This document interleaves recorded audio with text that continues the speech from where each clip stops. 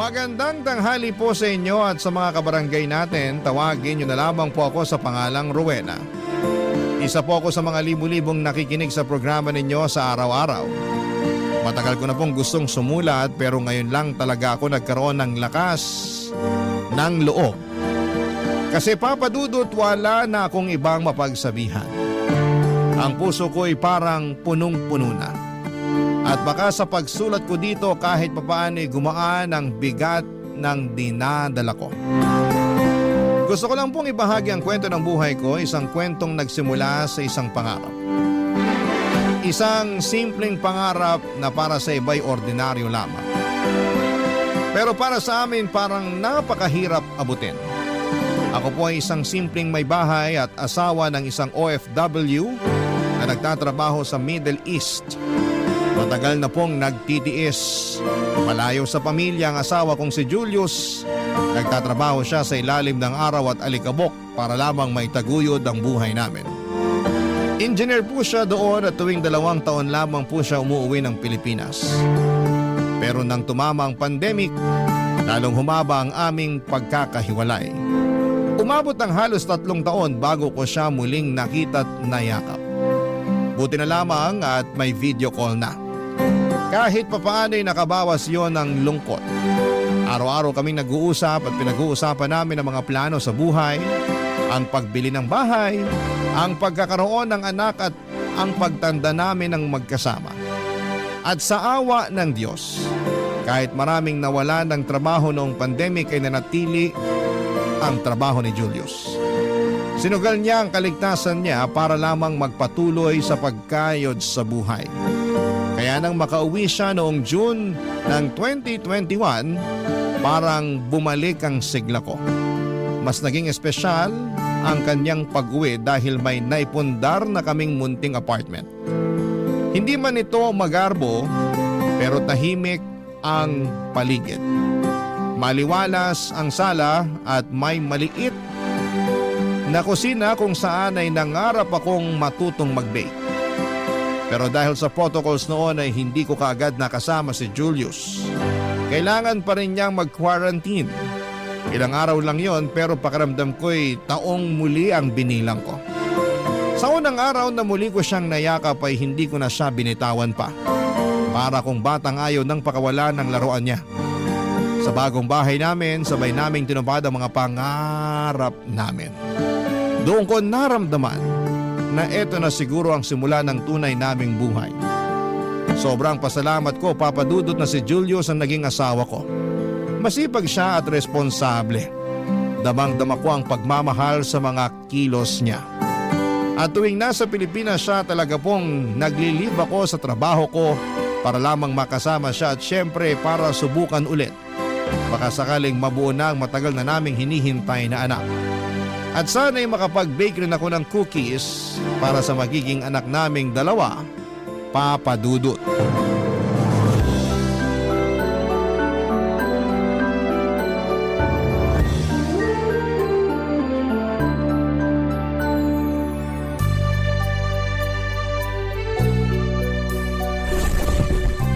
Ba't parang natahimik ka, mahal? Naninibago lang, mahal. Naku, iniisip ko palang nalilipad ka pabalik sa trabaho mo, mahal. Namimiss na agad kita. Nalulungkot na ako agad. Ikaw lang bang nalulungkot? Ako rin kaya, mahal. Sana dito na lang ako sa Pinas pero paano? Ang hirap dito. Ang sahod, naku po. Baka hanggang ngayon, kung hindi man nangungupahan, baka nakikitira pa rin tayo kina mama. Mas maganda pa rin kapag mag-aasawa ka, nakahiwalay, nakabukod talaga. Tulad ngayon, nasosolo kita. Mahal, naku, hindi ako makahinga sa ginagawa mo. Sana makabuo na talaga tayo, mahal. Sana nga talaga. Gusto ko na rin magkaanak tayo eh. Lahat ng gamot, mga payo ng doktor, ginagawa ko naman. Bakit pa kasi sa dami ng lalaki sa mundo? Ako pa yung may maliit na sperm count.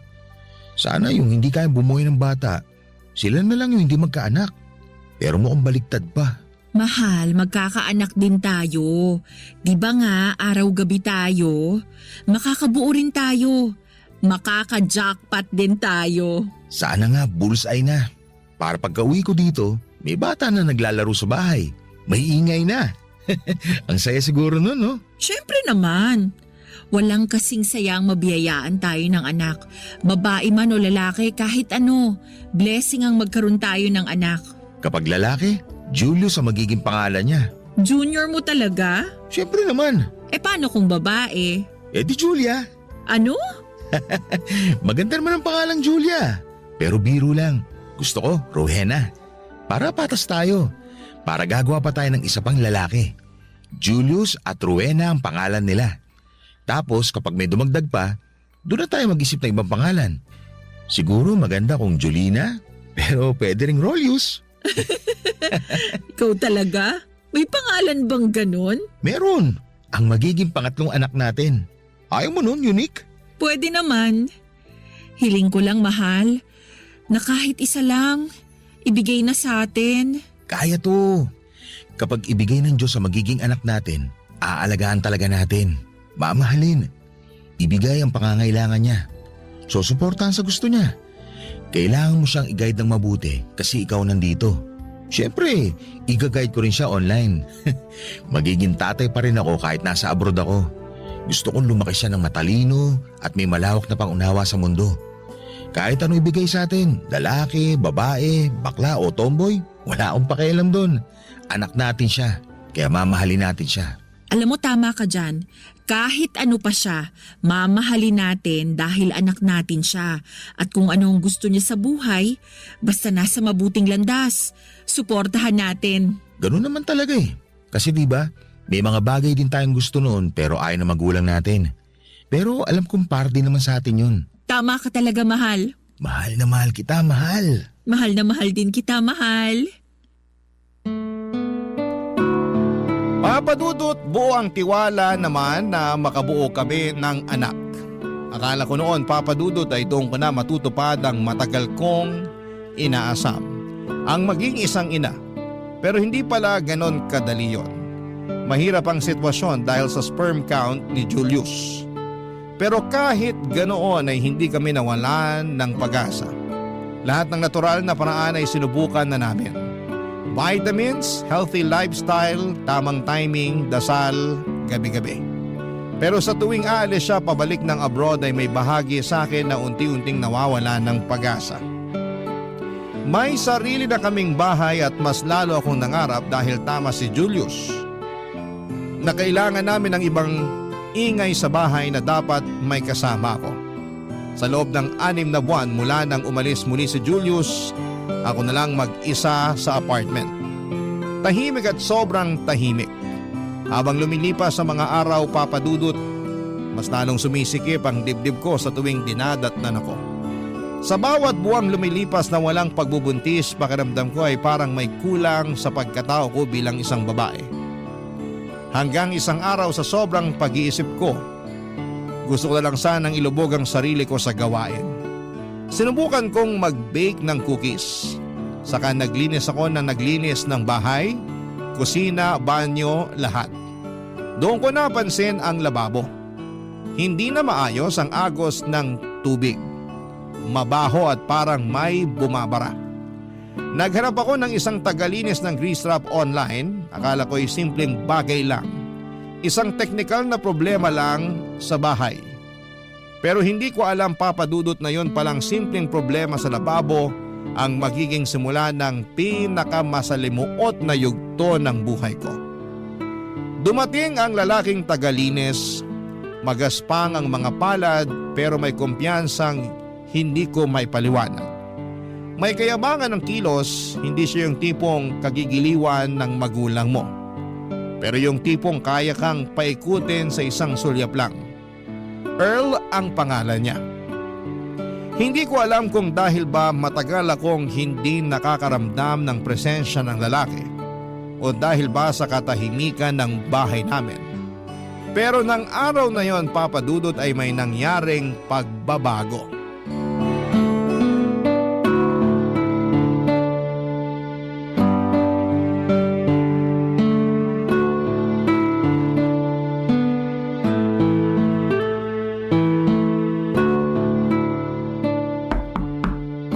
Wait lang po. Magandang hapon po, ma'am. Pasensya na, medyo natagalan ako. Meron pa kasing nauna. Okay lang po, pumasok na po kayo sir. Nako, nakakahiya naman po. Earl na lang po itawag niyo sa akin, ma'am. Kagabi pa kasi bumara yan. Mabuti nahanap niyo ako sa social media. Naghanap talaga ako. Ikaw ang unang nag-reply. Sana maayos mo. Nako, ma'am. Hindi talaga kayo nagkamali na ako nakuha niyo. Alam po ninyo, ma'am, marami akong kayang gawin. Yang aircon niyo, pwede ko rin linisin yan. Para masarap ang buga, mas malamig. Tipong kailangan niyo ng kayakap sa lamig. Matagal na ako naglilinis ng grease trap, kaya mamaya nito, di na babara to. Okay, salamat po. Nagtatrabaho kasi ako sa isang restaurant, ma'am. Kaya alam na alam ko paano linisin to. Tsaka nag-training din talaga ako. Okay pala. Aba, syempre. Kailangan talagang pag-aralan to kasi ako, gusto ko talaga masiguro na tamang ginagawa ko. Hindi pwedeng mali. Hindi pwedeng masayang ang binabayad na nagpapalinis sa akin. Hindi po ba? Tama naman. Bubuksan ko na tong baba ng lababo, ma'am. Para masimulan ko nang makita kung gaano kabara ang grease trap. Sabi niyo sa chat na umaapaw? Mabaho ang amoy? Oo, barado na talaga. Tama po ba 600 yung singil? Tama po. Pero kapag may mga gumagalaw na. Anong gumagalaw? Mga uod po, ma'am. Naku kadiri naman, ayoko makita. Dyan lang kayo, ma'am. Hindi ko ipapakita sa inyo. Nakahanda naman tong paglalagyan ko. Naku, may mga uod nga, ma'am. Talaga ba? Madami. So magkano ang ibabayad ko? 800 po. Kayang-kaya nyo naman bayaran, ma'am. Mayaman naman kayo. Ganda nga ng bahay nyo eh. Sige, ayusin nyo na. Nako, mali yung nag-install ng grease trap nyo, ma'am. Dapat nakapatong itong pansala ng mga tira-tirang kanin. Ganun ba? Opo, pero maayos ko to mamaya. Aayusin ko po, Ma'am Rowena. O sige, para makapaghugas at makapagluto ako ng maayos. Madali lang naman to. Sa restaurant nga, sobrang lalaki ng mga grease trap na nililinis ko. Alam nyo, ma'am, kapag nagkatrabaho ka sa isang restaurant, kasama na talaga doon ang paglilinis ng grease trap. Chinecheck yan. Bawal barado kaya dapat buksan, kalkalin ang loob. Para maganda ang daloy ng tubig mula sa gripo. Hindi babara. Kaya dapat araw-arawin. Masipag ka pala. Kailangan po yan. Habang bata, dapat buhos ang lakas. Alam nyo, ma'am, bata pa lang ako, banat na ako sa trabaho. Nag-construction din ako hanggang ngayon. Sideline para kumita ng pera. Sanay ako sa kahit anong trabaho. Kaya kita nyo naman sa katawan ko. Libre gym ang trabaho ko. Lilinisan ko lang to. Pwede po sa CR ko linisan to? Sige. Handa po ako. May dala akong sabon para malinis ko talaga. Magbabayad na lang po kayo mamaya. Salamat, Earl. Salamat din po sa inyo, ma'am. Teka, kayo lang ba nakatira dito? Mukhang walang ibang tao. Oo, nasa abroad kasi ang asawa ko. Anak nyo, ma'am, nasa school? Hindi pa kasi kami binibiyayaan ng asawa ko. Sana pag uwi niya makabuo. Kaya pala mukha pa rin kayong dalaga, ma'am. Kasi hindi pa kayo nagkakaanak. Pero sana magkaanak din kayo ng asawa nyo. Sana nga. Salamat. Walang anuman po. Sorry, ma'am, Hayaan nyo akong sabihin to sa inyo. Unang kita ko po kasi sa inyo kanina. Para po kayong anghel. Ang ganda nyo po. Swerte ng asawa nyo sa inyo. Naku, ako ang maswerte sa asawa ko.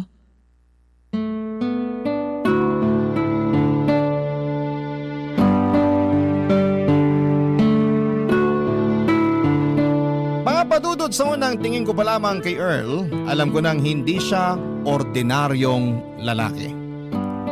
May tikas at lakas ang kanyang presensya na mahirap ipagkaila.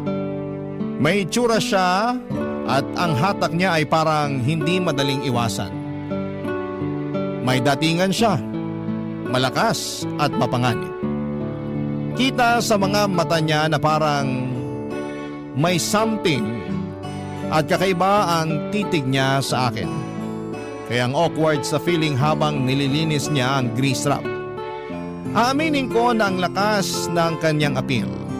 Matapos niyang ayusin ang sira, akala ko ay tapos na rin ang koneksyon namin. Ngunit mali ako. Ilang araw pa lang ang lumipas ay nakatanggap na ako ng message mula sa kanya.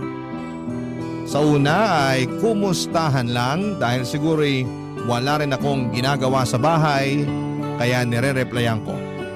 From kumusta ang lababo to personal things ang pinag-uusapan namin. Naging madalas sa mga exchange messages namin, Papa Dudut. Lumikha ito ng kakaibang sigla sa araw ko. Sa bawat bahas ng cellphone ko ay parang napupuno ang bakanteng bahagi ng puso kong may uhaw sa pansin. Hindi ko alam kung saan nagsimulang maging mali ang lahat. Siguro ay noong mas hinahanap ko ang kanyang mga message sa akin kaysa sa tawag ni Julius. Siguro noong mas inabangan ko ang mga notification mula sa kanya kaysa sa update sa remittance. Hanggang sa hindi na lang kami nagkukumustahan, may mga pagkakataong nagyayaya siyang bisitahin ako sa bahay. Sa simula ay tumatanggi ako, Papa Dudut. Pero dumating din ang araw na napagod na akong tumanggi.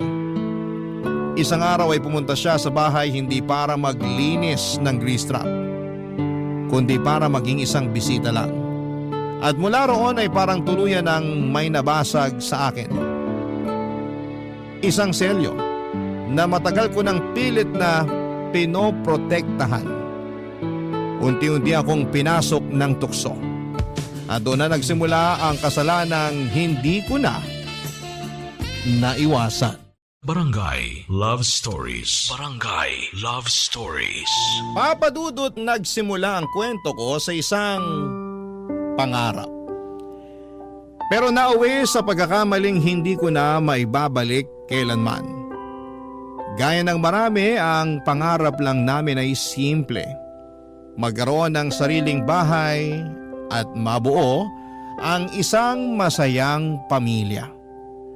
Kaya nang makabili kami ng apartment, akala ko'y simula na yon ng mas masaya naming bukas. Pero hindi pala sapat ang bahay para matawag na isang tahanan. Dumating ang katahimikan habang wala si Julius, unti-unting lumamig ang mga gabi. Ang mga dingding na sana'y pupuno ng halakhak ng aming anak ay nanatiling tahimik. Doon ko unang naramdaman ng lungkot na hindi ko maipaliwanag, isang uri ng pangungulila na hindi kayang sagutin ng video call o pera mula sa remittance. Doon pumasok sa buhay ko itong si Earl. Hindi lang siya basta tagalinis ng tubo. Sa kanyang mga tingin at kilos may hatak siyang mahirap na iwasan.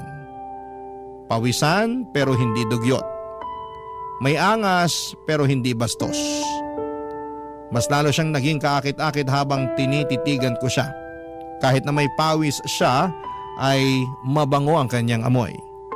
At sa isang babaeng katulad kong nauuhaw sa atensyon at haplos ay naging mahirap na huwag pansinin ng kakaibang karisma niya. Hindi ko na napigilan ang sarili ko, ang dating pangarap kong tahanan ay naging pugad ng kasalanan. Ginawa naming motel ang bahay na sana'y magiging pugad ng munting pamilya. At bawat gabi ng paglimos ko ng oras mula kay Earl, alam kong may binibitawan akong pangarap. Pero sa mga sandaling yon ay pinili kong ipikit ang mga mata ko, Papa Dudut. Pinili kong kalimutan ang asawa kong nagsusumikap sa ilalim ng araw habang ako'y nilalamon ng init dito sa sariling bahay namin. Habang wala ang asawa ko'y inaangkin naman ang katawang ko ni Earl. Sa kanyang mga bisig ako nagpakulong. Sa kanyang yakap at init ay pinili kong magkaroon ng kasalanan at magtaksil, Papa Dudut.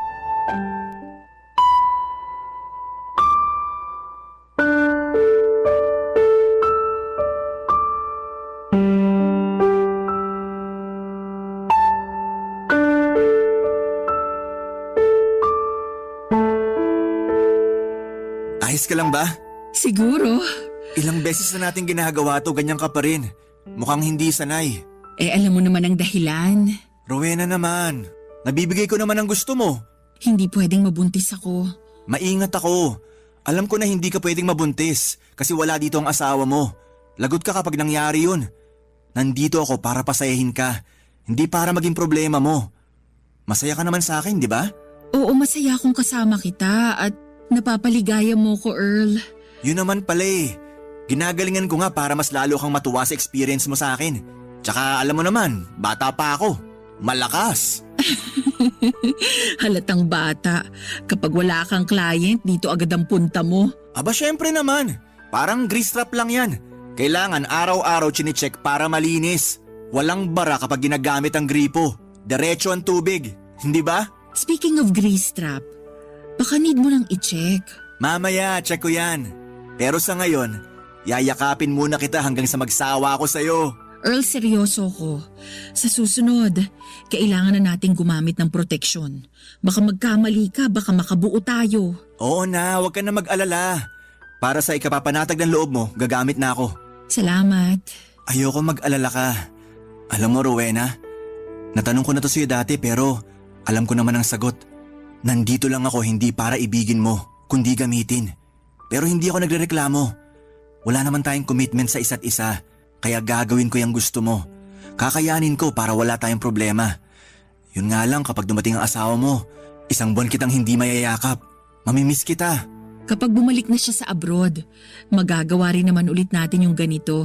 Kung single ka lang, ikaw talagang gusto ko makasama forever. Ewan ko sa'yo, Matapos mo makuha ang katawan ko, ganyan ka na? sira ka talaga. Kapag ganyan, ipapakilala mo ko sa parents mo at kamag-anak. Siyempre naman. Pero dahil may asawa ko, sinisikreto mo pa rin sa akin kung saan ang bahay nyo. Huwag mo nang alamin. Pumupunta naman ako dito. Baka may tinatago ka sa akin ha? Rowena naman, baka saan na naman mapunta tong usapan na to. Wala akong tinatago. Kinukwento ko naman sa'yo lahat eh. Tsaka sa kanila ako may tinatago. Itong relasyon natin, ayoko malaman ng parents ko. Binata ako tapos nakikipagrelasyon ako sa babaeng may asawa. Kaya wag na. Ang mahalaga, kapag gusto mo ng service ko, nandito agad ako. Pero hanggang kailan ang ganito?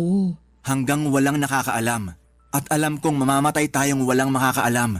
Maingat naman tayo eh. Promise ko sa'yo nandito lang ako. At kapag kapiling mo ko, wala kang ibang iisipin kundi kaligayahan. Papadudot madalas ang pagkikita namin. Madalas din ang pagkakasala ko. Parang si Earl na ang asawa ko pero palihim ang kanyang pagpunta sa apartment dahil syempre baka may mga marites na nakapalibot at magsumbong sa asawa ko o sa kamag-anak niya. Kaya maingat kaming dalawa. Sa tuwing matatapos ang bawal naming sandali ay tinatakpan namin ito ng pagbibiro ng mga salitang tila pampalubag loob. Isa sa mga yon ang pinaka-tumatak sa akin, Papadudot. Ang sabi ni Earl na buti raw at hindi pa ako nabuntis ng asawa ko kasi mukha pa rin akong dalaga. Pero sa loob-loob ko ay gusto ko nang magkaanak kami ni Julius. Gusto kong maging ina ng mga anak niya. Gusto kong bigyan ng anak ang asawa ko at makasama ko sa apartment. Yung biro niyang mukha akong dalaga sa unang dinig ay natawa ko. Pero habang inaalala ko ay ramdam kong tila tinatadyakan ang pagkatao ko. Parang sinasabi niya na kahit ilang ulit pa kaming nagsama ni Julius, bilang mag-asawa ay parang wala ring saysay dahil ang katawan ko ay para sa asawa ko ay naging laruan ng iba. Pero gusto kong tigilan na ang relasyon namin pero parang may tumutulak pa rin sa akin na ipagpatuloy ito. Gusto ko pa rin kayakap si Earl. Nararamdaman ang bisig niya at hininga niya. Tuwing may nangyayari sa amin sa kama, maingat siya na hindi ito magbunga. Pero hindi kasi yon ang totoong panganib, Papadudot. Ang tunay na panganib ay yung sa tuwing inuulit namin ang bawal. Lalo bang lumalalim ang sugat sa konsensya ko. Hanggang sa naging routine na lamang. Hanggang sa tuluyan ko nang binitawan ng takot at pinili ang kasalanan. Isang araw hindi na ako dinatnan. Hindi ko kaagad pinansin, baka stress lang. Baka hormonal imbalance. Pero dumaan ang mga araw at walang dumating. Hindi pa ako umaamin sa sarili ko noon, Papadudot, pero ramdam ko na may nabuo. At eksaktong dumating ang araw na yon, ang pagbalik ng asawa ko mula sa abroad. Hindi ako nakakuha ng pitis, sa puso ko ay eto na ang simula ng pinakamasakit na kabanata ng buhay ko.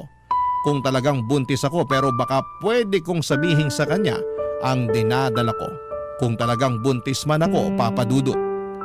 Nginitian ko si Julius nang dumating na siya, niyakap, hinalikan at nagpakitang tuwang-tuwa.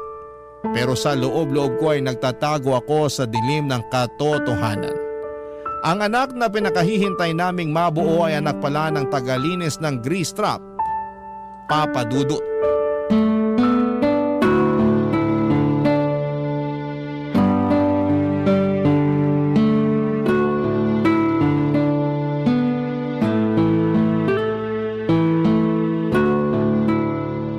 Mahal, hindi ka ba nababanguhan sa amoy ng niluluto ko?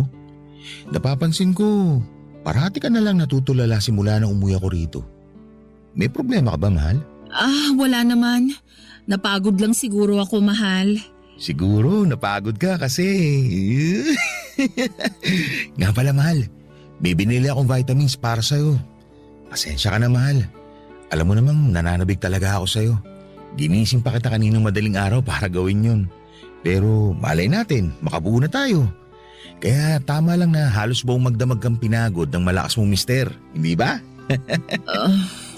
Sana nga makabuo na tayo, mahal. Pahinga ka lang dyan, mahal ha. Malapit na tumaluto. Masarap tong sabaw. Magkakalakas ka na yan mamaya. Salamat, mahal. Ako dapat ang naghahanda para sa iyo eh. Magpahinga ka lang. Aalagaan ko ang nanay na magiging anak ko. Alam mo, sobrang saya ko siguro kung magiging tatay na talaga ako. Tapos dito na ako sa Pinas. Pero kailangan makaipon pa tayo. Magnenegosyo na lang tayo. Kaya naman natin. Lord, sana ibigay mo na sa amin yung hiling namin na isang anak. Kahit isa lang po. Magiging tatay ka, mahal. Oh, bakit ka umiiyak?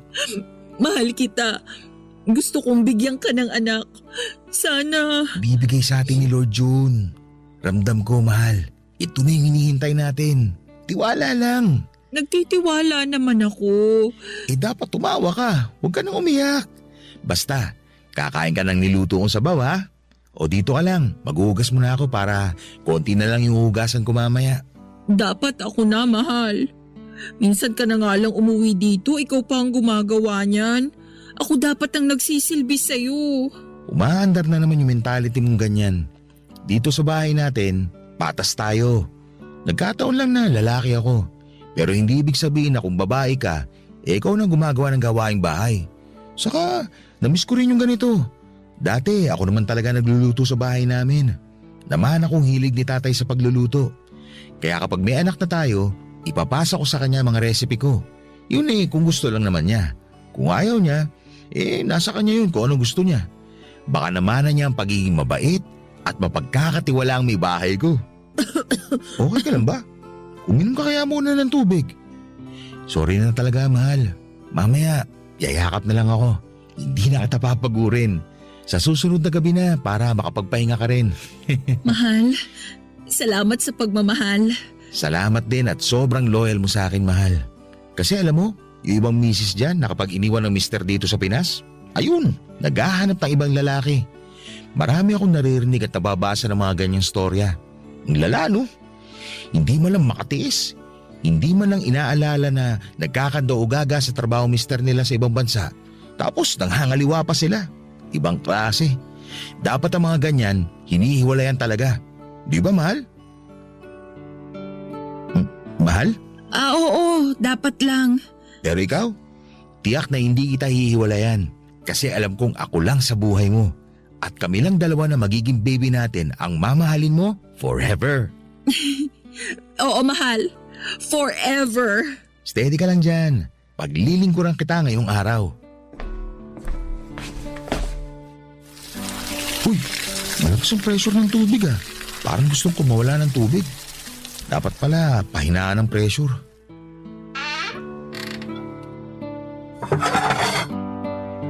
Medyo puno na pala tong grease trap natin ah.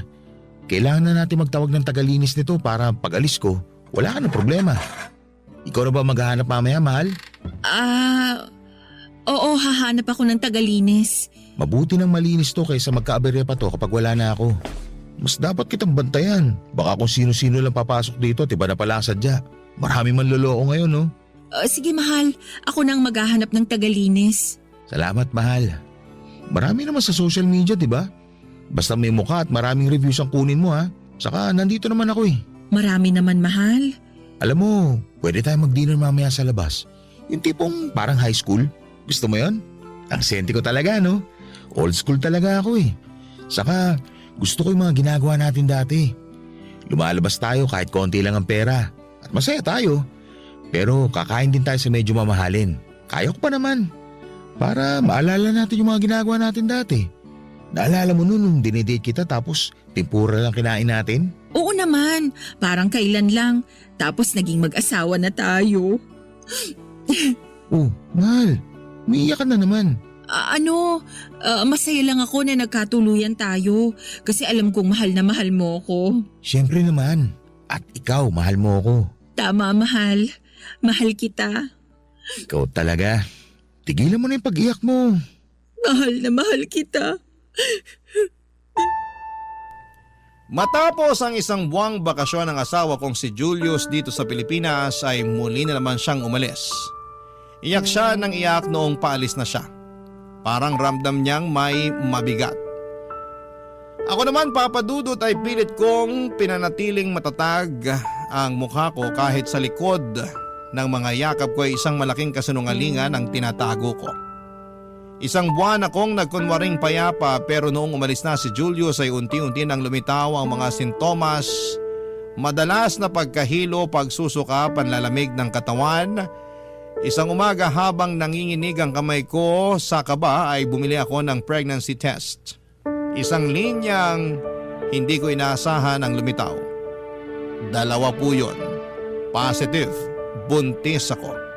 At ang masakit sa lahat ay sigurado akong hindi si Julius ang ama. Alam ko sa sarili kong si Earl yon, ang lalaking hindi ko dapat pinatuloy sa buhay ko. Pero inasikaso ko at pinagpatuloy hanggang sa mismong higaan naming mag-asawa. Isang desisyong ginawa ko sa gitna ng kahinaan. Tumayo ko sa harapan ng salamin at tinignan ang sarili ko, Papa Dudut, wala akong ibang masisisi kundi ang sarili ko. Pinaglaruan ko ang tiwala ng lalaking nagsumikap para sa pangarap namin. Pero Papa Dudut, mas malakas ang takot kesa konsensya noon. Hindi ko alam kung paano ko sasabihin ang katotohanan. Walang kahit na anong paliwanag ang kayang mag-justify sa ginawa ko, kaya't sa halip na umamin ay pinili kong magsinungaling. Pero hanggang kailan ko kayang itago ang lahat ng ito? Papa Dudut. Barangay Love Stories. Barangay Love Stories. Papa Dudut, tinawagan ko si Julius. Ibinahagi ko sa kanyang balita na buntis ako. Ramdam ko sa boses niya ang saya, ang pag-asa at pananabik. Paulit-ulit niyang sinasabi dati pa na sana raw yung nangyari sa amin bago siya umalis ay maging jackpot na. Para kapag bumalik siya ay may sasalubong na sa kanyang isang munting anghel. Hindi niya alam na hindi ang pagmamahal niya bumuo sa batang dinadala ko. Hindi niya alam na ang pinapangarap naming bunga ay nagmula sa kasalanan. Isa itong bunga ng pagkakamali, isang batang walang kamalay-malay na sa simula pa lang ay nilibing ko na sa kasinungalingan ang buong pagkatao niya. Sa bawat tibok ng puso ko ay kasabay ang pagdududa at takot. At dumating na ang araw ng panganganak ko. Dumating ang munting anghel sa aking buhay. At agad akong napaaninag sa mukha nito ang pagkakaiba at hindi ko nakita ang mata ni Julius ni ang ngiti ng lahi namin.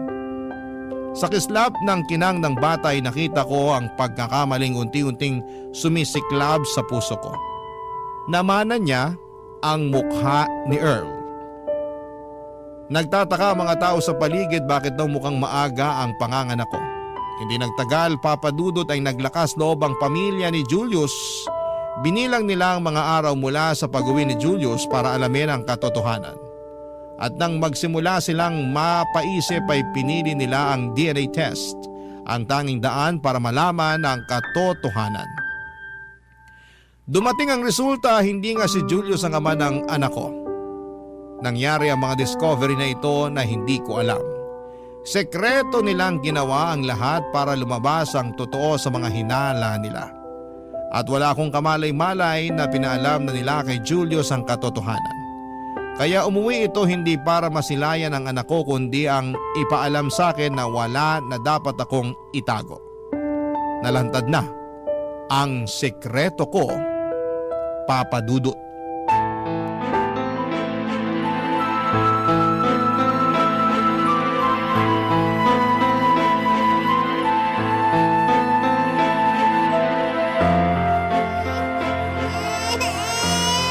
Baby, tahan na. Sandali. Sino ba to? Ang mas lalong di tatahan ng anak ko ng dahil dito eh. Sandali, nandyan na. Mahal? Dumating ka na pala. Bakit hindi mo sinabi? Siya ba? Oo. Ang baby natin. Ang junior mo. Rowena, pwede bang umayos ka? Alam ko na. Anong alam mo? Ano bang nangyayari? Mahal?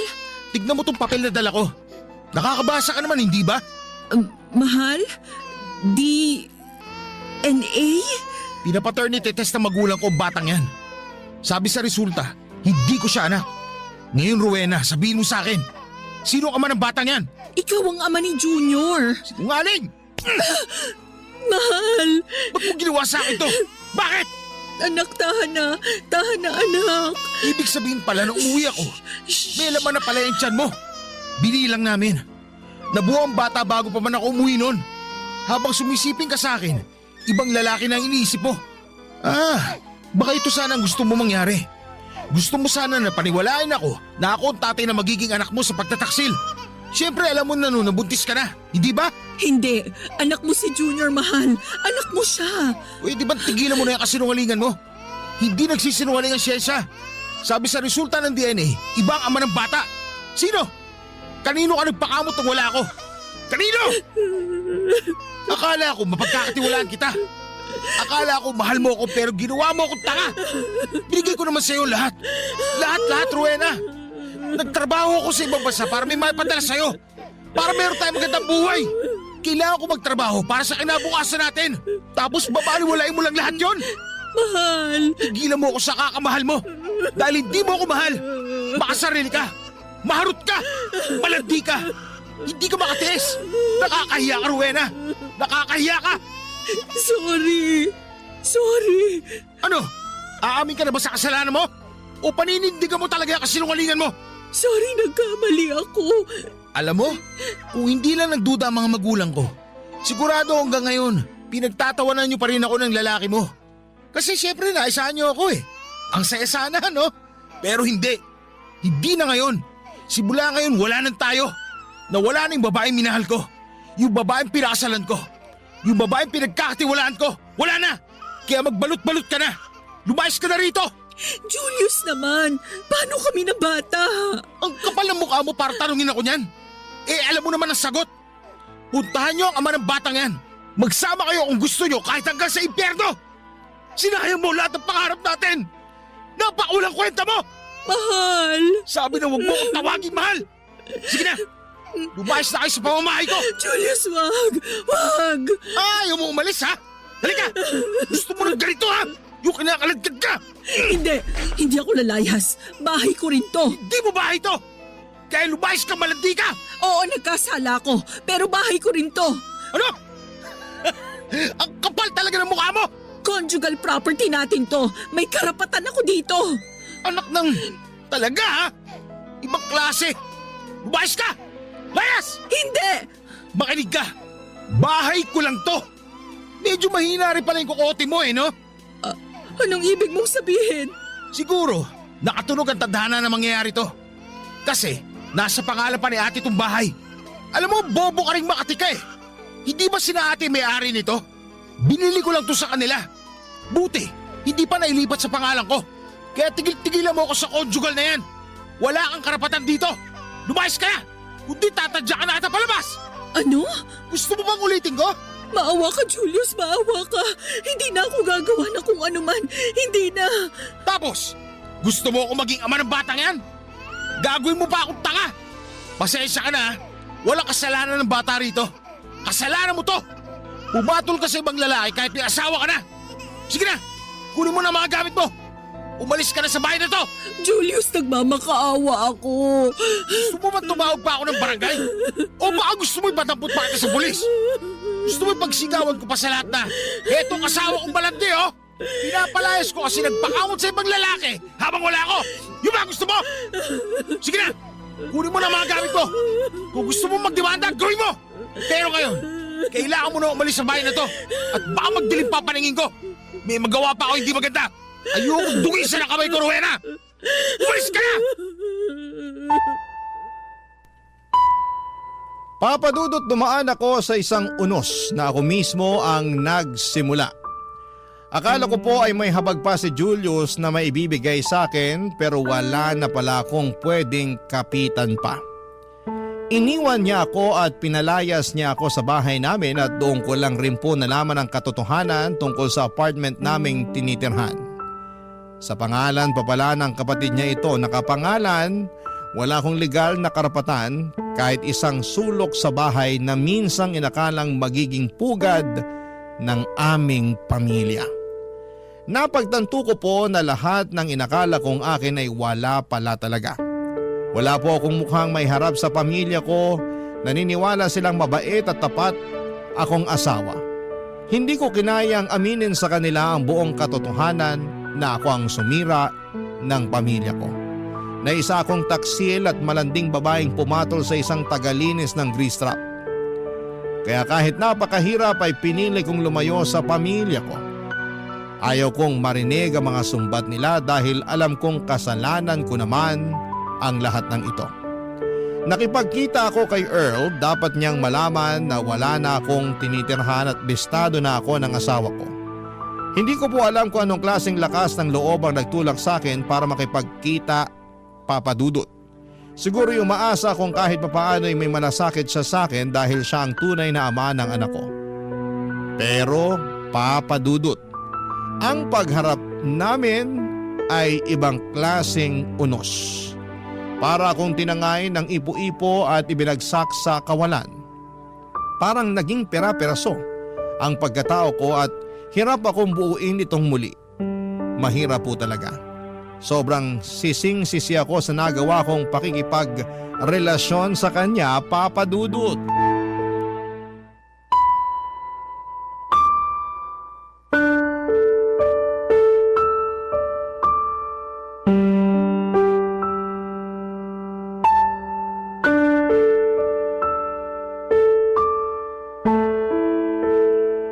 Earl?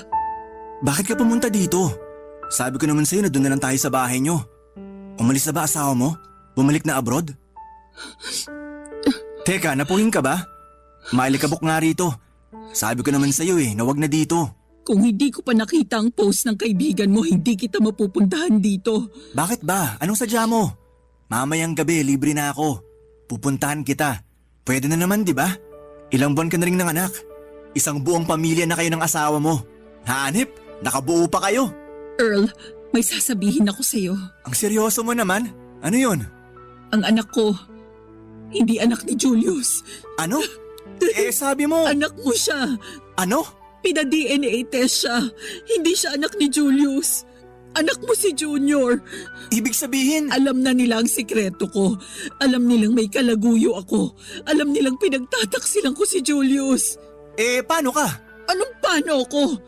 Kaya ako nandito dahil gusto kong panagutan mo ko. Anong panagot ang sinasabi mo? Nahihibang ka ba, Rowena? Hindi ako nahihibang. Hiniwalayan na ako ng asawa ko. Ang sabi niya bahala na ako sa buhay ko. Malaya na akong gawin ang gusto ko. Earl, ikaw lang ang matatakbuhan ko. Meron tayong anak. Magiging pamilya tayong tatlo. Rowena, hindi pwede ang sinasabi mo. Kahit anak ko pa yan, hindi tayo pwede magsama. Anong hindi pwede? Kasi hindi pwede. Tapos. Sige na, umalis ka na rito. Magtatrabaho pa ako. Kita mo naman nakakahiyang makipagchismisan lang ako rito. Tsaka huwag kang gumawa ng iskandalo. Bakit ka ganyan? Dahil ba may iba ka na? Nagkaroon ka ng ibang babae habang buntis ako't hindi nagpapakita sa'yo? Para walang makahalata na may ibang lalaki sa buhay ko? Hindi ka nakatiis? Naghanap ka ng iba, ganun ba? Tigilan mo nga ako sa mga banat mong ganyan. Ikaw ang hindi nakatiis. Kaya nga pumatol ka sa akin, di ba? Ano? Sige na, umalis ka na. Hindi ako aalis, Earl. Kailangan kita.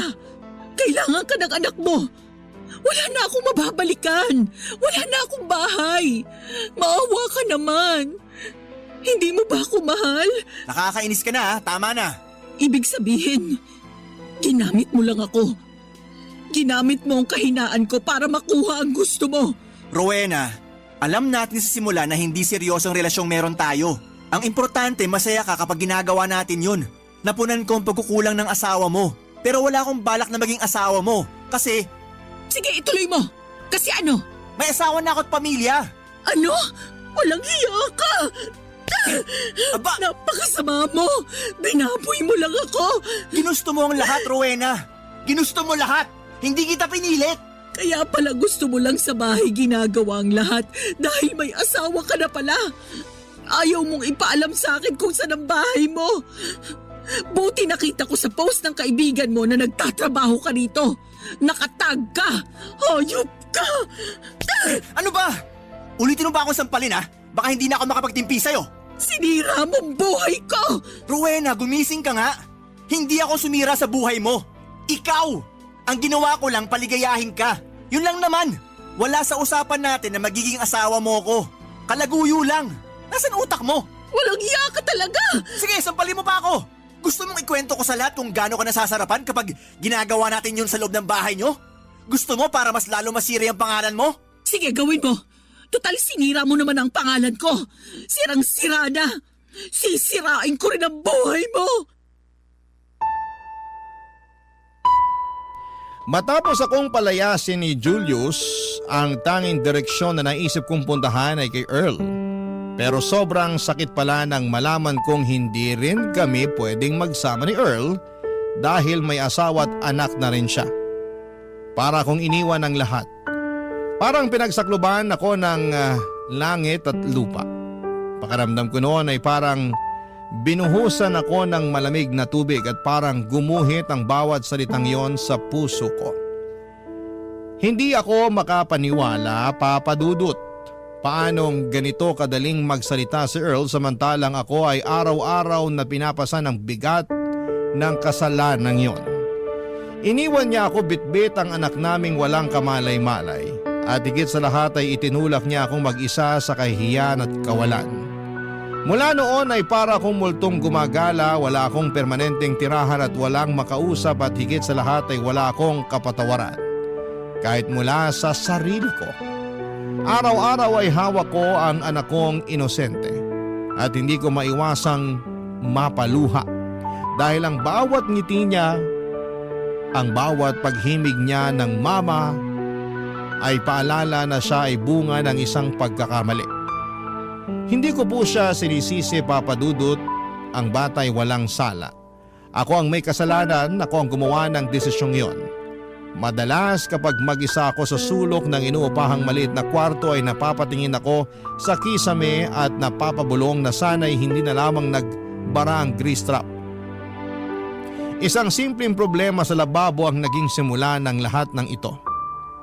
Isang tawag sa isang hindi kilalang lalaki, isang tukso na hindi ko pinikilan. At ngayon, isang buhay na punong-puno ng pagsisisi. Hindi ko po alam kung may kapatawaran pa sa mundong ito ang kagaya ko, Papa Dudut. Pero sa bawat sandaling kasama ko ang anak ko ay pinipili kong bumawi. Ginagawa ko ang lahat para maibigay ang pagmamahal na maaaring hindi na niya makuha sa ama niya. Sana po balang araw ay matutunan din niya akong patawarin. Hanggang dito na lamang po at salamat po sa pagbibigay ng espasyo para sa isang katulad kong nagkamali.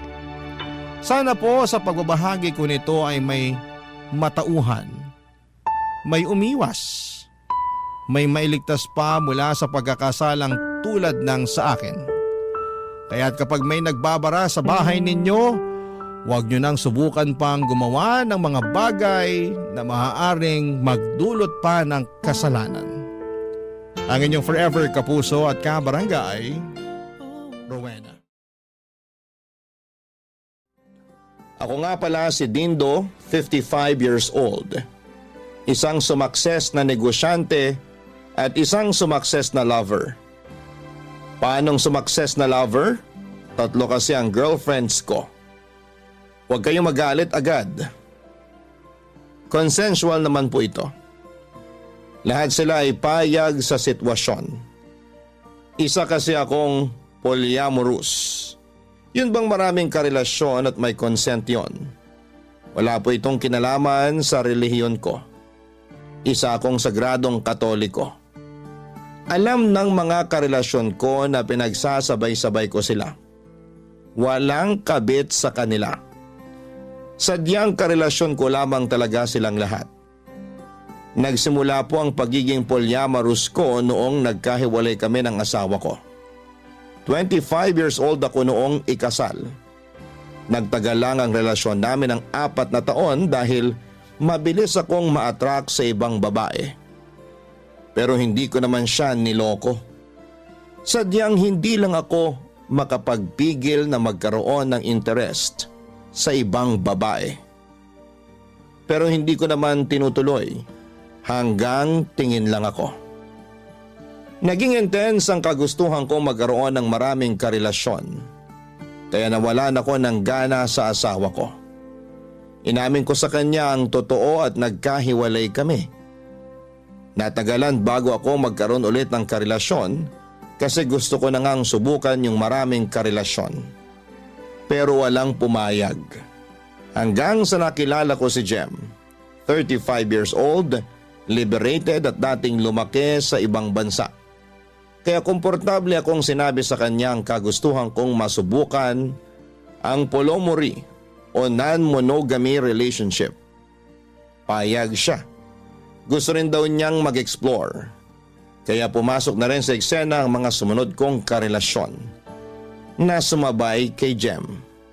Sumunod ay si Mela, 30 years old, at ang pinakabago na si Ruby, 25 years old.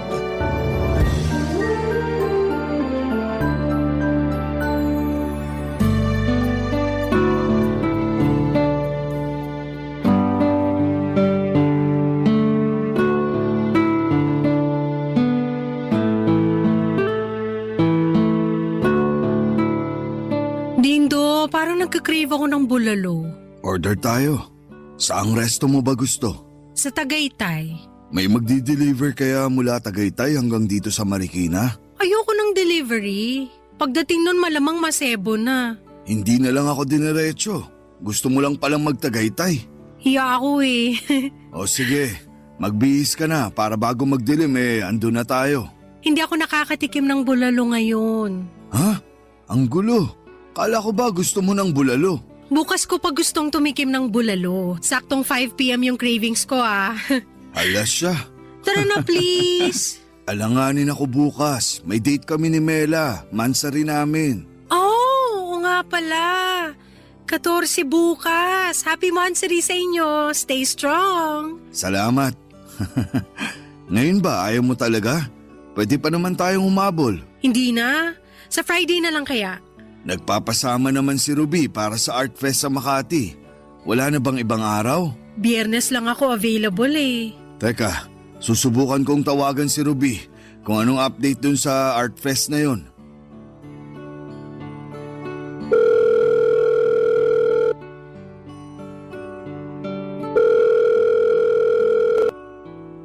Hi, Dindo baby. Bakit? Ruby, tuloy ba tayo sa Friday? Oo naman, pero kasama ko yung ibang friends kong Gen Z ha. Okay lang ba sa'yo? Okay lang bang bumawi na lang ako sa'yo sa ibang araw? Gusto kasi ni Jem pumunta sa Tagaytay para magbulalo. Ay, hello kay Jem. Sige, go lang kayo sa Friday kasi naisip ko rin baka hindi ka makarelate sa usapan namin ng friends ko. Bawi ka na lang sa akin bukas. Coffee date tayo. Nako, yun lang. May date kami ni Mela bukas. Mansari namin. Oo nga pala no, 14th pala bukas. Uy, happy Mansari! I-text mo ako kung kailan pa next na available ka. Tapos kung saan mo gustong pumunta. Babawi ako sa'yo, promise. Sige, check ko mamaya sa schedule ko. Sige na baby, may pinapanood kasi akong K-drama ngayon. Ang intense na ng mga nangyayari. Usap na lang tayo later ha. Bye! Love you! Bye! Love you too! Jem, okay na tayo sa Friday. Pumayag na si Ruby na hindi ako kasama sa Art Fest. Hindi ba nakakahiya sa kanya? Siya pa naman tong naunang nagpa-schedule sa'yo. Hindi naman. Okay lang daw sa kanya kasi kasama naman daw niya yung Gen Z friends niya. Baka ma-out of place pa ako ron pag magkakasama kami. Alam mo naman kung anong henerasyon ko. Baka magmukha kang babysitter pag kasama mo sila. Grabe to. Ganun na ba ako katanda sa paningin mo? Ang hot nga ng edad mo eh. Halika nga rito, Daddy. Palambing ang baby mo. Ang bilis bumawi ah. Yan ang gusto ko sa'yo eh. Papakainin talaga kita ng maraming bulalo sa Tagaytay sa Friday.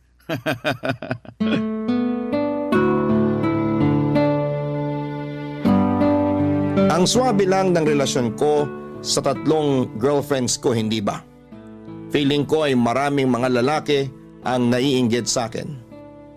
Paano ba naman ay 3 understanding at submissive na girlfriends ang meron ako? Lahat sila ay magaganda at sexy. Bonus pa na marunong makisama at malawak ang pag-iisip. Kahit medyo magkakalayo rin ang edad nila, hindi rin yon naging sagabal para magkaintindihan sila. Close na nga silang 3 dahil may times na magkakasama naman kaming 3 kapag pare-parehas na bakante ang mga schedules namin. Lahat ng kailangan nila ako rin ang gumagastos. Kumagay good provider ako sa kanila. Isa yon sa mga dahilan kung bakit nag-stay din sila. Palibhasa lahat sila ay may daddy issues. Mga tatay na inabandona sila nung mga bata pa lamang sila. Kaya nakahanap din sila ng daddy image sa akin. Marami ang nanghuhusga sa relasyong meron ako sa kanila. Kasi pinopost ko rin sila sa Facebook. Proud ako. Pero binabash nila ako kaya nag-uusap-usap kaming 4 na maging low-key na lamang kami sa social media. Paraan ko na rin yon para proteksyonan ng mga mahal kong girlfriends. Actually, ideyang ngayon ni Mela, ang ikalawa kong girlfriend. Isa siyang public school teacher kaya malakas din yung suggestion niyang huwag naming ilantad masyado sa social media ang relasyon namin dahil ayaw niyang may hindi magandang maisip sa kanyang mga estudyante niya. Lalo na yung mga magulang na mga estudyante niya. Tulad ni Jem, malawak din ang pag-iisip ni Mela at ang maganda pa ay lagi rin niya akong pinoproteksyonan sa mga taong gusto akong husgahan, Papa Dudut.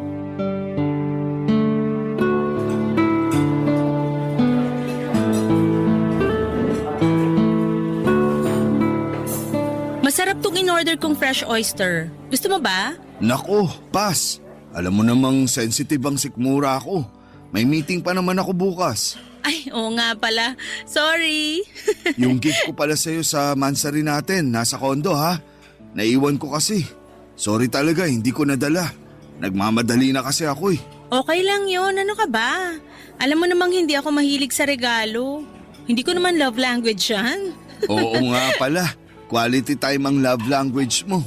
At consideration. Ha? May bagong love language na pala? In-update ng mga Gen Z. Gusto ko, i-consider mo pa rin ako sa mga plano mo o desisyon.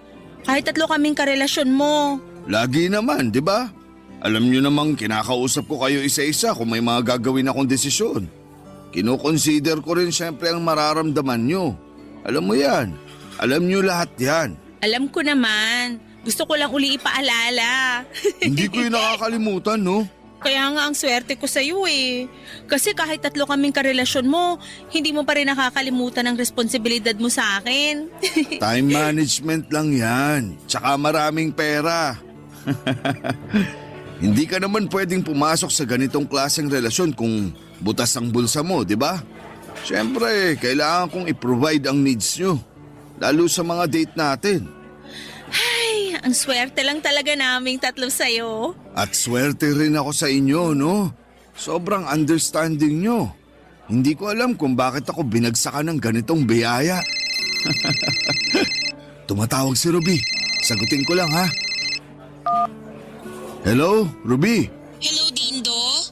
Tapos na ba kayo sa monthsary date nyo ni Mela? Hindi pa. Kakasimula pa lang namin. Na-traffic kami kanina eh. Bakit? Bored kasi ako ngayon eh. yung friends ko. Nandito ako sa mall ngayon. Ayokong mag-isa. Padalan kita ng pera pang shopping mo. Ayoko ng pera. Gusto ko ng kasama. Teka, kakausapin ko si Mela. Mela, si Ruby nagpapasama sa mall. Nag-cancel daw friends niya sa gala nila. Papuntahin mo na lang kaya siya rito para safe siya. Ang fragile pa naman ni Ruby. Baka kung ano pa mangyari sa kanya. Okay lang sa'yo, nakasalo natin siya sa date natin. Okay lang. The more, the merrier. Sige, sasabihin ko sa kanya. Ruby, pumunta ka na lang daw dito sa restaurant kung asan kami ni Mela.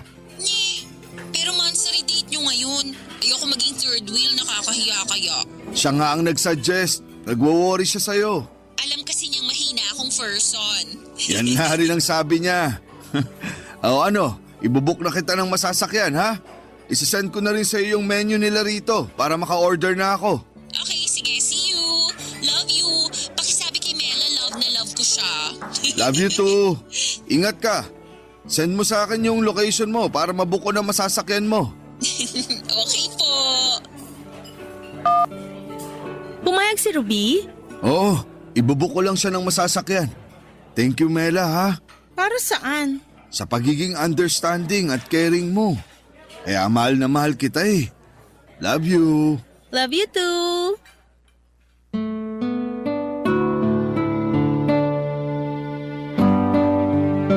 Nakatitig lang ako kay Mela at sinusubukan kong tignan kung kaplastikan lang ba ang pinakita niya sa akin. Pero naramdaman kong sincere siya. Gusto niya talagang makasama rin si Ruby.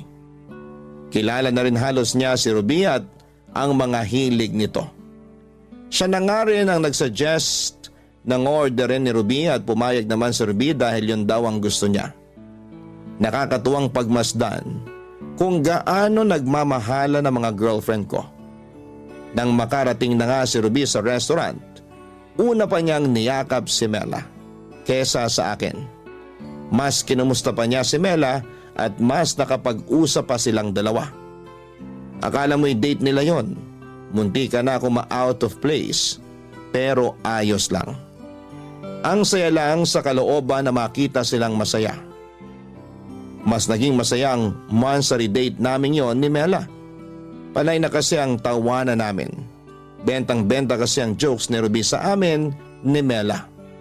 Masiyahin talaga at little sunshine kung may tuturing namin si Ruby. Ang sarap niyang alagaan at mahalin. Kaya nga kahit malaki ang agwat ng edad niya sa akin ay ayos lang. Nagkakaintindihan pa rin kami. Mature din siyang mag-isip kaya nga pumayag din siya agad sa relasyong yon. Aware na raw siya sa ganong klase ng relasyon base na rin sa mga kwentuhan ng mga kamag-anak niyang nasa ibang bansa at liberated. Kaya hindi natagalan ang pagpapaliwanag ko sa kanya noong time na nililigawan ko pa nga siya. Gusto rin daw niyang masubukan at so far ay wala naman siyang naging reklamo dahil tulad ng sinabi ko, lahat ng kailangan niya na ibibigay ko. Hindi lang sa kanya, kundi pati na rin kina Jem at kay Mela. Barangay Love Stories. Barangay Love Stories. Kung schedule lang naman ang pag-uusapan, baka nagtataka na rin kayo kung paano ko nahahandle ang oras ko sa 3 karelasyon ko. May oras pa ba ako para sa kanilang lahat? May oras pa ba ako sa sarili ko? Sa negosyo ko, sa pamilya ko? Lahat ng sagot sa mga tanong na yan ay oo. Magaling ako mag-schedule ng oras. Inayos ko talaga ang schedule naming 4 para patas ang hatian sa akin. Inalam ko ang schedule ng bawat isa. Kung kailan sila madalas free, doon ko ina-adjust ang schedule ko. Aaminin ko nung una syempre hindi yon ganong kadali pero nakasanayan na lang din. Hinahanap-hanap na ng katawang ko ang nakasanayan kong schedule. Maganda nga rin na madalas puno na ang schedule ko para hindi na ako makapag-isip ng mga magaganda. Iwas overthink kumbaga. Isa yon sa advantages na meron kang 3 karelasyon na kumukuha ng halos lahat ng oras at atensyon mo. Nawawalan ka ng oras para mag-isip ng mga negative na nangyayari sa buhay mo. Lagi ako naaaliw sa presensya nila. Wala tuloy akong stress masyado na nararamdaman maliban sa negosyo ko. Dadaan lang saglit ang stress na yon sa trabaho. Tapos makakalimutan ko na kaagad. Paano ba naman kasi meron akong 3 karelasyon na nagpapagaan ng lahat ng problema ko? Sa konting lambingan lang nila at pag-aalala, nababawasan na ang bigat kaya mas lalo akong nagpupursige na magtrabaho para masuklian ko ang lahat ng mga ginagawa nilang suporta at ibinibigay na pagmamahal sa akin. Kung ako lang talagang mag-isa, hindi ko yon kakayanin. Alam siguro ni Lord yon, kaya pinayagan niya akong humakot ng 3 supportive and understanding na mga karelasyon.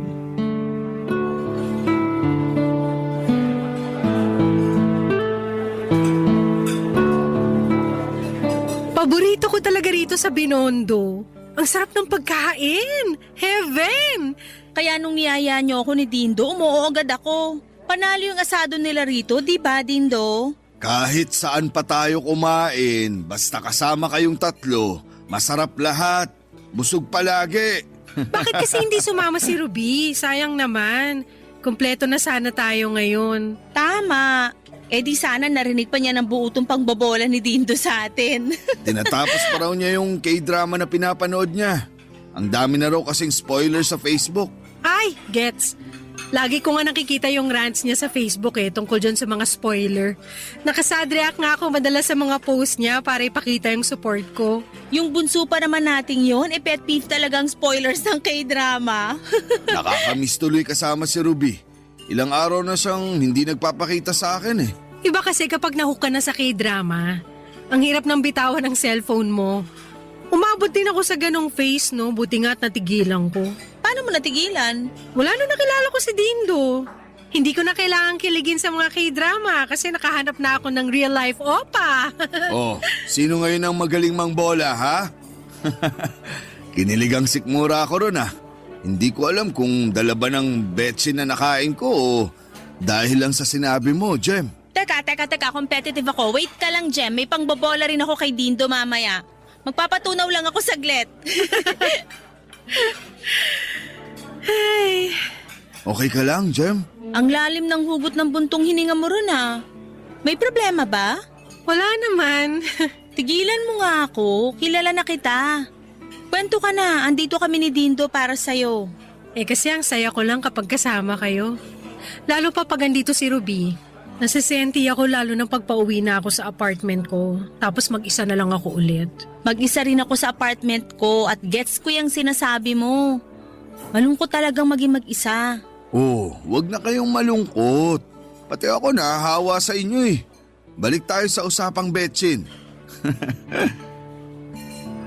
Ay, okay. Malungkot na nga kayo. Ano bang magagawa ko para maging masaya ulit kayo? Wala naman. Lilipas din to. Ganito talaga ako minsan kapag sobra yung saya. Biglang susundot yung lungkot. Weird, diba? Hindi yan weird. Minsan kasi sa sobrang saya natin, bigla tayong kakabahan na baka may bawi. Baka biglang parating na uli yung lungkot. Kasi hindi naman palaging masaya, di ba? Kaya tuloy ayun. Minsan nakakatakot ng maging sobrang masaya kasi pwedeng bawiin sa'yo yun anytime. Naisip ko lang ngayon.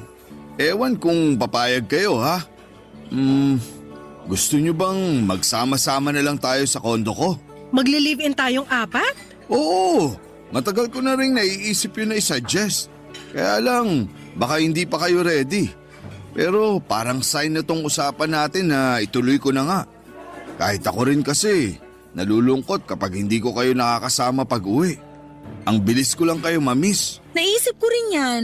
Kaya lang nahihiya ako i-suggest. Parang ang kapal kasi ng mukha ko pag ganun. Ako rin. So payag na kayong dalawa sa pagli-live-in natin? Oo! Si Ruby na lang ang kailangan para makulain na tong drawing natin. Teka, tatawagan ko siya.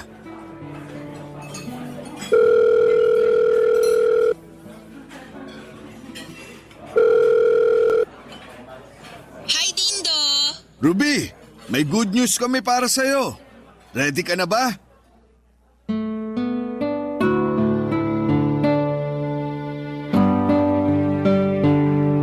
Binabalita ko na nga kay Ruby ang plano namin ni Jem at Mela na magsama-sama na sa kondo. Agad namang pumayag si Ruby at gusto rin daw niya ang ideya na yon. Malaking tipid yon sa kanya lalo't hindi na siya uupa pa. Makakapag-abot na raw siya ng mas malaki sa mga magulang niya. Natuwa naman sina Mela at Jem sa sinasabi ni Ruby.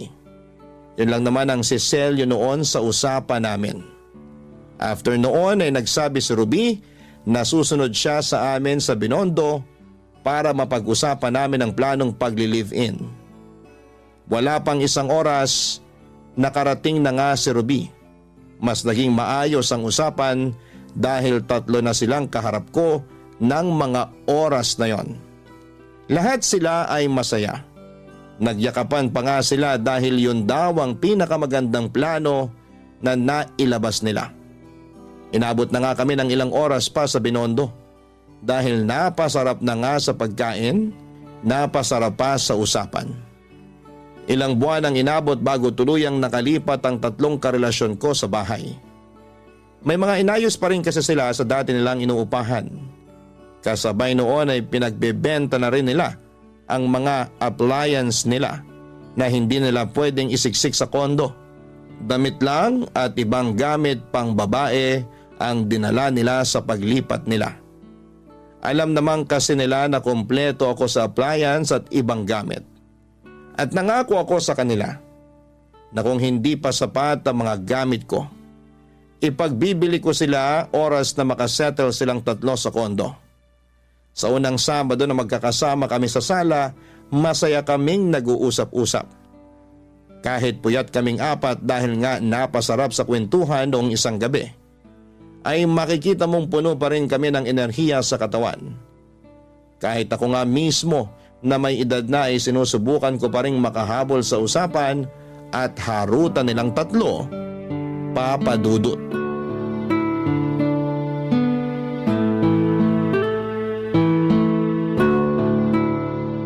Gusto nyo bang ipagtimpla ko kayo ng kape? O umorder na lang ako? Wag na.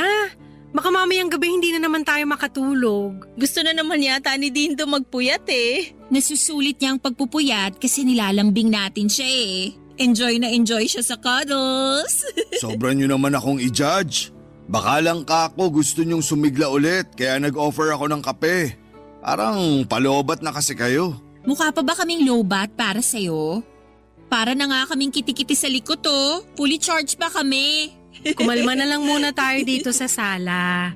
Ayos naman kami, Dindo. Baka mabore kayo ha? Sabihin nyo lang kung anong kailangan kong gawin para mapagsilbihan ko kayo. Gusto nyo, pwede ko pa kayong sayawan habang naka-boxer shorts na butas. O mas maganda ata kung walang boxer shorts. Mas matapang pa yun na pampagising kesa sa kape. Huwag nang masyadong aligaga, Dindo. Tama naman si Jem. Kumalma ka lang please, ayos lang talaga kami. Hindi mo kailangan sumayaw na naka-boxer shorts lang. Mamayang gabi na lang, pampatulog namin. Ano palang gusto nyong gawin kung ayaw nyo akong makitang sumayaw? Chill lang. Umupo lang sa sala. Tumulala sa bintana. Ay, perfect. O kaya pwedeng manood tayo ng pelikula. Ayoko manood. Ayoko nang maingay ang background. May gusto sana kasi kung panoorin. Feeling ko magugustuhan niya yon. Hinaan na lang natin yung volume para hindi maingayan si Jem. Ayoko rin ng maingay na background. Chill na lang talaga. Ang ganda pa naman ng liwanag sa labas oh. Ang sarap tumulala. Mamayang gabi mo na lang panoorin yung movie na sinasabi mo, Ate Mela. Maka Ate Mela naman to? 5 years lang naman tanda ako sa'yo. Saka baby-faced ako, no? Kahit baby-face ka, mas matanda ka pa rin sa akin. Char. Uy, wag ganyang biro, Ruby ha. Mas matanda ako sa inyong dalawa kaya ang off ng joke na yan. Ay, sorry. Joke lang naman talaga yun eh. Gets ko naman. Sorry po ulit. Order na lang kaya ako ng pizza. Lantakan natin habang nagchichill dito sa sala. Masarap tumulala kapag busog ang tiyan. Alam mo namang hindi ako kumakain ng pizza. Pero ako gusto ko. Hindi naman ako napagbigyan sa panonood ng movie. Pagbigyan niyo na ako sa pagkain. Suportahan kita sa pizza, Mela. Bilang pagsorry ko sa pagtawag sa'yo ng ate kanina. Pinaalala mo pa, Ruby. Kinalimutan ko na nga eh. Oops, sorry, hindi ko sinasadya. Ito na nga ba yung sinasabi ko eh. Kailangan nyo ng kape. Sumasahid na ang mood nyo. Mamaya nga, wag na tayong magpuyat. Matulog na tayo ng maaga. Ayos lang kami, Dindo. Ganito talaga kami mga babae. Minsan may toyo. Umaapaw nga ang toyo ko ngayon eh. Ewan ko ba? Siguro malapit na ang period ko. Ako rin eh. Irregular ka rin ba, Jem? Oo. Sa mood ako bumabase kung malapit na ang red days ko. Pare-parehas pala tayong irregular. Kaya ang lakas ng tagas ng toyo sa atin eh. Good luck sa'yo, Dindo. Mukhang malulunod ka sa toyo namin once a month. Ipag-pray ka na lang namin. Kasi wala na kaming magagawa sa hormones namin eh. Or mag-out of town ka na lang kapag malapit na ang dalaw namin. Para marked safe ka sa bagyong toyo. Order na talaga ako ng kape. Bahala kayo kung ayaw niyong sumabay.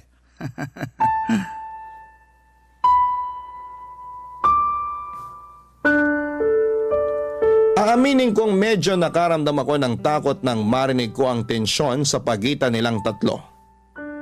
Yun kasi ang unang beses na narinig ko na nagkokontrahan sila.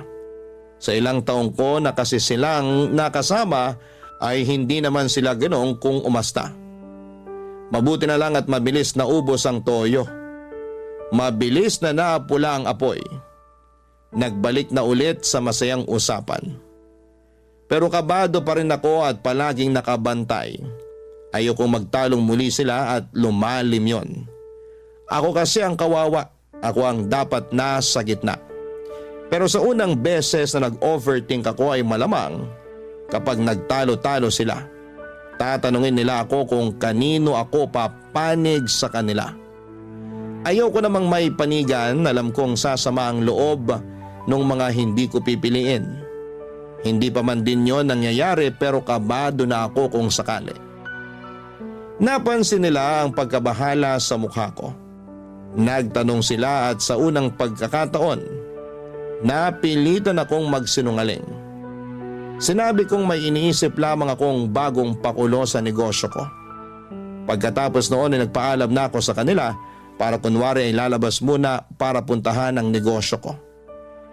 Pero ang hindi nila alam, lumabas lamang talaga ako para magpahangin. Nagtungo ako sa paborito kong coffee shop at doon nagpakalunod muna sa kape habang nakatulala at iniisip kung tama ba ang naging desisyon kong i-live-in ang tatlong girlfriends ko. Wala akong nakuhang sagot ng mga oras na yon. Pero sapat na sa akin na nasa yara ng kape ang sistema ko. Kahit papaano, na-relax ako at mas nag-lean sa positibong mangyayari ngayong kasama ko na silang tatlo sa iisang bubong. Barangay Love Stories. Barangay Love Stories. Sa pagdaan nga ng mga araw ay hindi ko na maintindihan kung saan ako lulugar. Totoong masaya na nakakasama ko na sa iisang bahay ang mga karelasyon ko. Kakaibang lambing, harutan at suportahan ang nakukuha ko sa kanila. Parang ang sarap umuwi palagi, lalo't alam mong may nakaabang na sayo sa pinto. Kaya lang ay hindi naman masaya palagi ang makasama silang tatlo sa iisang bubong. Maraming araw din na nai-stress ako sa kanilang paiba-ibang mood. Iba talaga ang toyo ng mga babae. Lalo na't nagsasama-sama pa silang tatlo. Kita ko kung paano sila mag-away-away. Kita ko kung paano sila magkatampuhan at damay ako roon palagi. Kahit sinong lalaki ay mababaliw sa ganong sitwasyon. Sobrang na-stress ako pero hindi ko na lamang pinaparamdam sa kanila. Ayokong magatungan pa ang toyo nila kapag pinansin ko na yung mood nila. Bigla ko ang naalala ang dating asawa ko. Malala rin ang toyo noon pero at least siya lang ang iniintindi ko noon.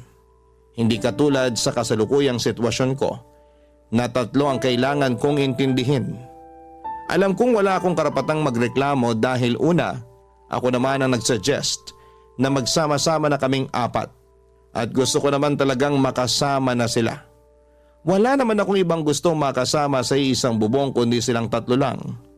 Kaya hindi ko na rin pinatagal pa. Naisip ko na lang na siguro'y kailangan ko lang talagang mag-adjust. Mahigit 6 na buwan pa lang naman kaming magkakasama. Nagkakapaan pa talaga ng ugali. Sinubukan kong palawakin pa ang pasensya ko hanggang sa isang araw. Kakauwi ko lang ng bahay nang marinig ko ang pagtatalo nilang tatlo habang nasa hallway ako ng kondo. Pinakamatinding away nilang tatlo yon, Papa Dudut.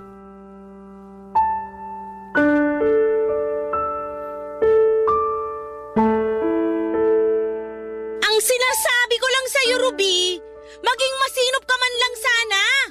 Kababae mong tao ang dumi mo sa bahay. Huwag mo kong sinisigawan. Nanay ba kita? Hayaan mo lang lahat ng dumi ko dyan. Aayusin ko pagkatapos kong manood nitong K-drama. Alam mo na ngang nirarush ko na tong tapusin para makapaglaban na agad ng bedsheets at tuwalya natin.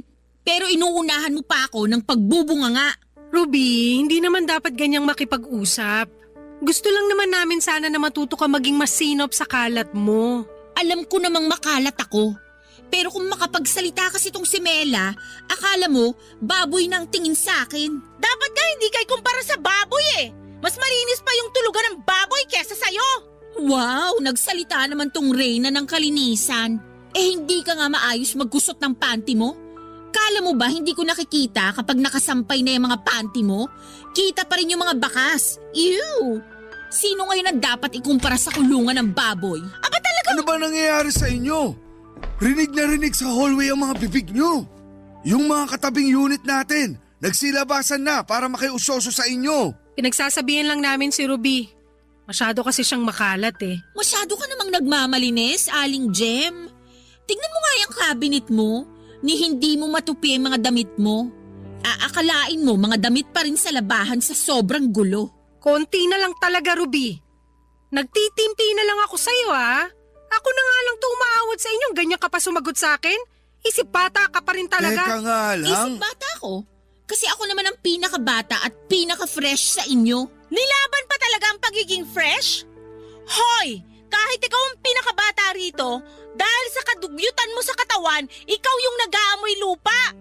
Hindi lang basta-basta lupa ha? Amoy lupa na pinagdudumihan ng mga aso't pusa.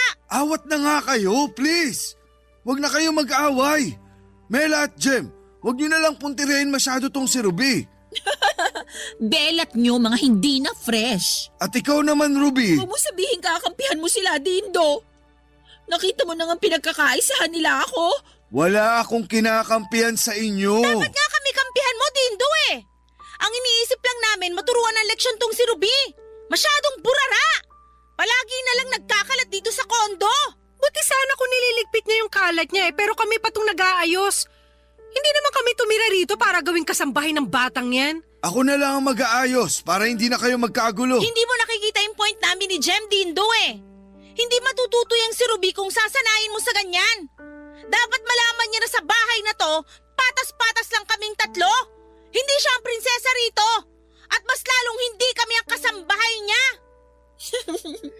Hurt ba kayo? Kasi ini-spoil ako ni Dindo. Ruby, hindi ka nakakatulong. Hindi kami na-hurt o naiinggit, Ruby. Naiinis kami kasi bulag ka sa kaburaraan mo. Kahit sino makasama mo sa bahay, walang magtatagal. Kung ganyan ang ugali mo, tandaan mo yan. Natiis naman ako ni Dindo. Anong sinasabi mo dyan, Jem? Lumabas na nga muna tayo, Jem. Hindi tayo mananalo sa taong ayaw makita yung mali niya. Nagsalita naman yung puro tama ang ginagawa. Hoy, hindi pa tayo tapos, Ruby. Dindo, pagkalabas namin ng kondo, pagsabihan mo yung batang girlfriend mo, ha? Hindi na ako natutuwa sa pagmumukha niyan. Konti na lang, kakataming ko na yan. Bye mga ate. Tara na, Jem.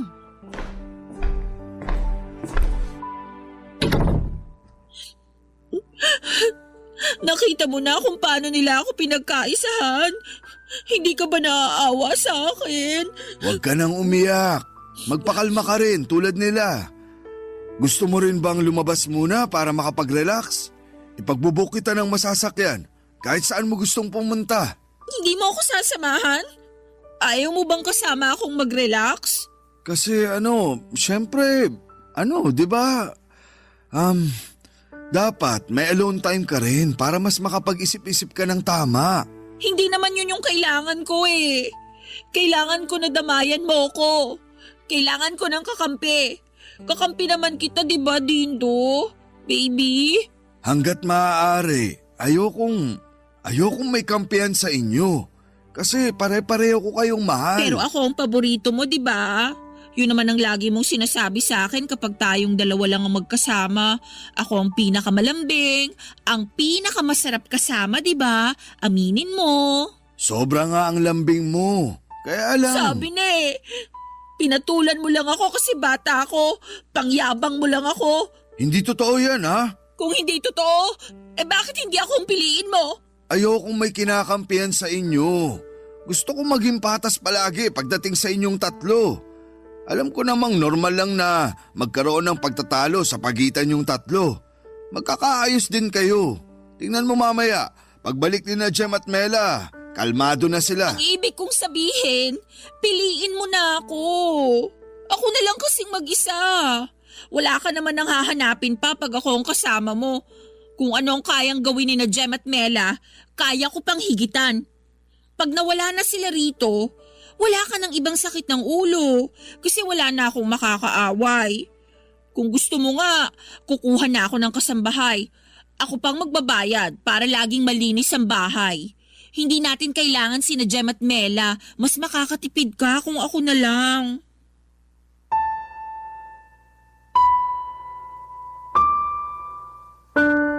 Nagulat ako nang isuggest ni Rubin na piliin ko siya. Na siya na lang mag-isa. Ni minsan ay hindi yun napag-usapan at iniisip ko na lamang na masyado nang nadala ng emosyon si Ruby mula sa away nilang tatlo. Niyakap ko si Ruby dahil wala akong ibang maisagot sa kanya.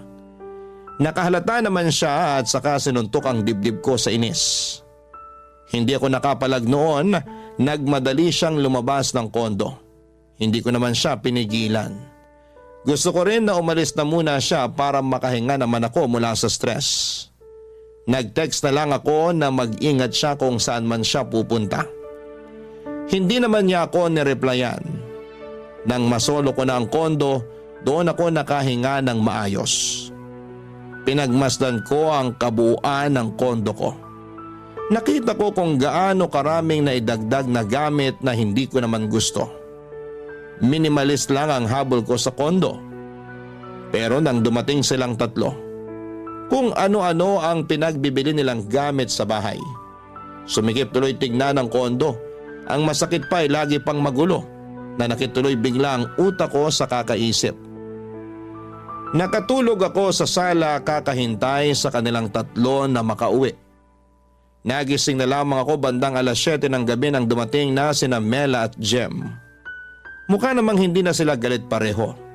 Nilapitan nila akong dalawa sa sofa kung saan nila ako nadatnan. Malambing ang mga itsura nila. Wala na ang galit na nakita ko sa mga mukha nila kanina. Napanatag ako kahit papaano. At pagkatapos noon ay kinausap nila akong pareho. Seryoso ang mga mukha nila. Napaupo ako bigla.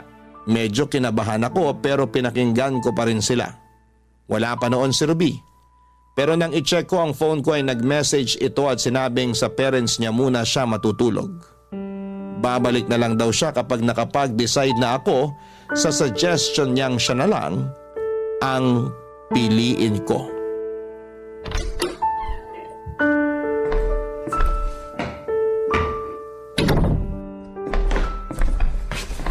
Nasaan si Ruby? Umalis.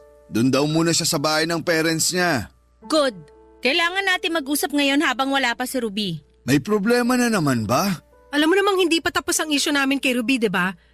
Lumabas lang kami para magpakalma ni Mela. At mapag-usapan kung ano yung pwede natin gawin kay Ruby. Gawin kay Ruby? Gusto namin na paalisin mo na siya rito. Hindi naman siya nakakatulong eh. Aminin mong siya ang pinakamalalang ugali rito. Palibhasa bata pa at hindi marunong tumanggap ng pagkakamali. Saka tingnan mo naman tong kondo. Napakarumi palagi. Nagtiis kami ng ilang buwan na nagliligpit ng mga kalat niya. Pero ngayon suko na kami. Palala na siya ng palala eh. Walang makakatiis sa ugali niya. Pagsabihan na lang. Nakita mo naman kung kung ano nangyari kanina, di ba? Hindi na siya nadadaan sa pakiusap. Kailangan na niyang umalis dito. Pero Alam ko na pamahal ka na sa kanya.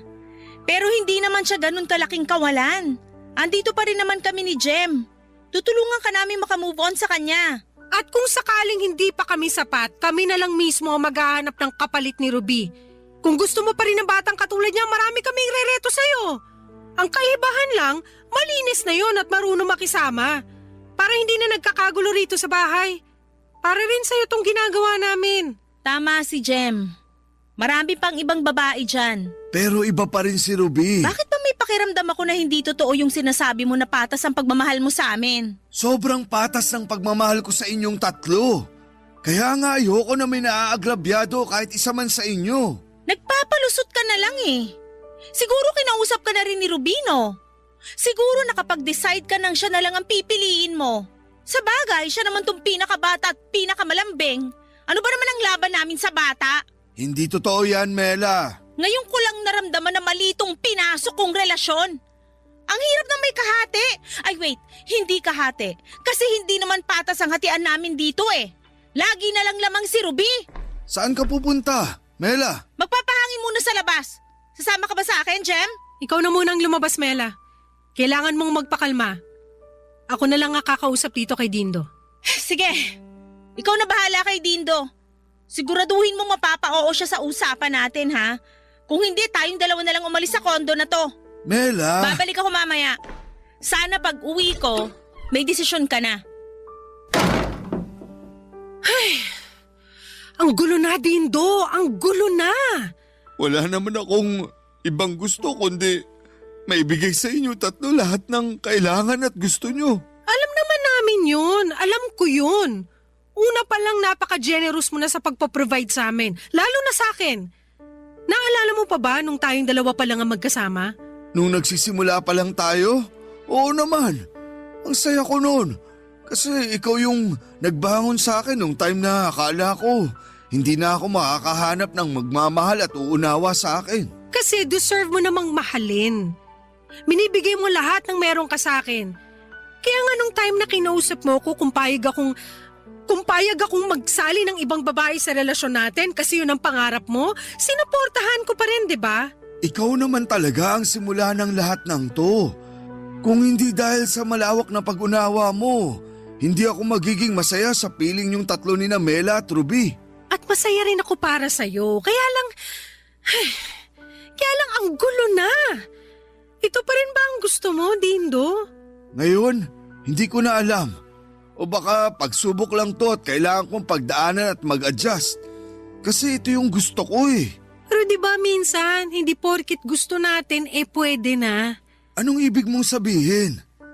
Paano kung hindi para sa yung polyamory na relasyon? Paano kung dapat pala para sa iisang babae ka lang? Masaya pa rin naman sa isa, di ba? Akala ko ba naiintindihan mo ang pagkatao ko?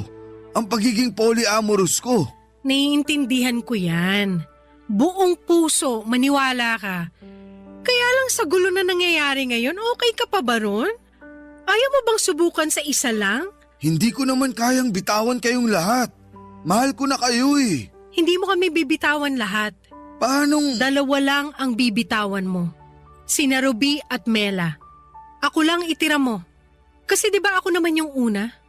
Ako naman ang nagbukas sa'yo sa mundo ng polyamory. Ako na rin ang magsasara. Ako na lang ang piliing mong mag-isa, Dindo. Ako na lang.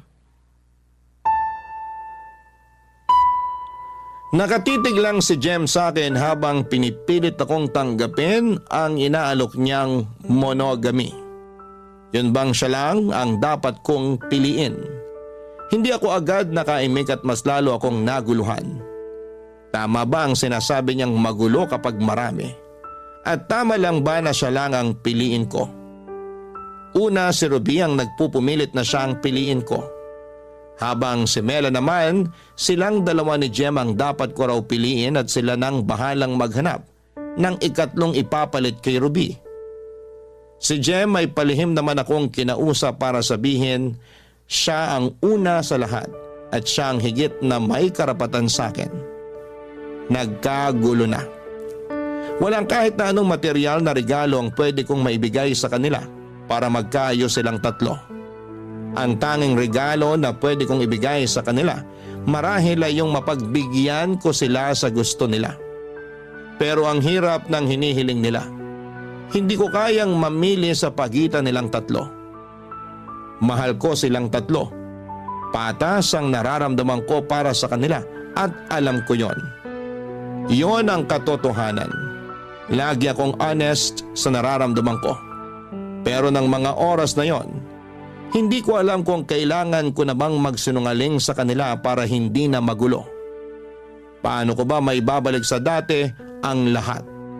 Paanong magiging maayos ulit yung samahan nilang tatlo? Kailangan bang hindi na kami sa isang bubong nakatira? Kasi nung gano'n ang setup ay hindi naman nagkaroon ng gulo. O dapat bang may piliin na ako isa sa kanila? Pero ramdam ng puso ko na gusto ko pa rin silang makasama.